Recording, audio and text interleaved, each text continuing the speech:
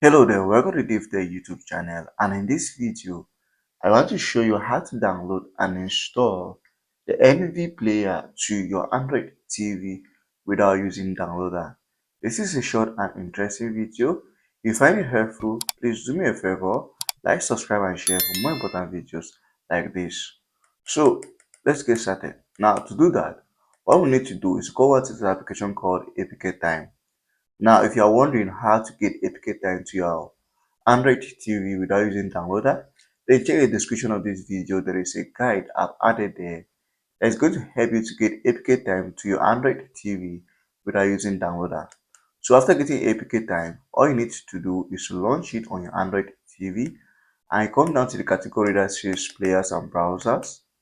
And in this category, you're going to see the NV player somewhere down here. So just browse down and here's the application. So there are two options. There is the 32-bit and the 64-bit. So you need to know which device you are using and what bit is your device. If you have no idea, then install the 32-bit because it's going to work on any device. So what you need to do is just click on download over here and the application is going to download. Once it's done downloading, then you can install to your Fire Stick or Android TV device.